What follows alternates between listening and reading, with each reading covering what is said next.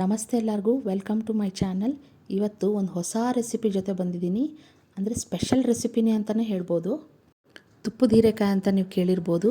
ಇದನ್ನು ತಿಪ್ರಿಕಾಯಿ ಅಂತಲೂ ಅಂತಾರೆ. ಇದು ನಮ್ಮ ಉತ್ತರ ಕರ್ನಾಟಕ ಸೈಡ್ ತುಂಬ ಸಿಗುತ್ತೆ. ತುಪ್ಪದ ಹೀರೆಕಾಯಿನ ಬಳಸ್ಕೊಂಡು ಒಂದು ಬಜ್ಜಿ ರೆಸಿಪಿ ಮಾಡೋಣ. ಬನ್ನಿ ಹೇಗೆ ಮಾಡೋದು ಅಂತ ನೋಡೋಣ. ಮೊದಲಿಗೆ ತುಪ್ಪದ ಹೀರೆಕಾಯಿನ ಚೆನ್ನಾಗಿ ತೊಳ್ಕೊಂಡು ಸಣ್ಣ ಸಣ್ಣದಾಗಿ ಹೆಚ್ಕೊಂಡು ಒಂದು ಪಾತ್ರೆಗೆ ಹಾಕ್ಕೊತಾ ಇದ್ದೀನಿ.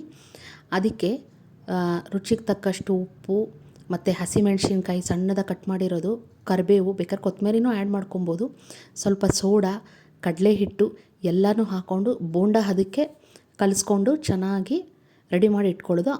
ಈ ಕಡೆ ಎಣ್ಣೆ ಕಾಯಕ್ಕಿಟ್ಬಿಟ್ಟು ಎಣ್ಣೆ ಕಾದ ನಂತರ ನಾವು ಕಲಸಿಟ್ಟಿರೋ ಹಿಟ್ಟನ್ನ ತೊಗೊಂಡು ನಿಮ್ಗೆ ಯಾವ ಶೇಪ್ ಬೇಕೋ ಆ ಶೇಪಲ್ಲಿ ಎಣ್ಣೆಲಿ ಬಿಟ್ಟು ಕರಿಯೋದು.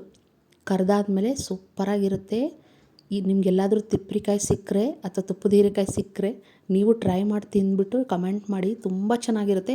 ಈ ತುಪ್ಪದ ಹೀರೆಕಾಯಿ ಥರನೇ ತುಂಬ ಫೈಬರ್ ಇರೋ ಅಂಥ ತರಕಾರಿನೇ. ಈಗ ಬಜ್ಜಿ ರೆಡಿ ಆಗ್ತಾಯಿದೆ. ಆಯಿತು, ಇನ್ನೇನು ತೆಗೆದುಬಿಡೋದೆ. ಇದನ್ನು ತೆಗೆದುಬಿಟ್ಟು ಸರ್ವ್ ಮಾಡ್ತಾ ಇರೋದೆ. ಬಿಸಿ ಬಿಸಿ ತಿಂದರೆ ಕಾಫಿ ಟೈಮ್ಗೆ ಸೂಪರಾಗಿರುತ್ತೆ.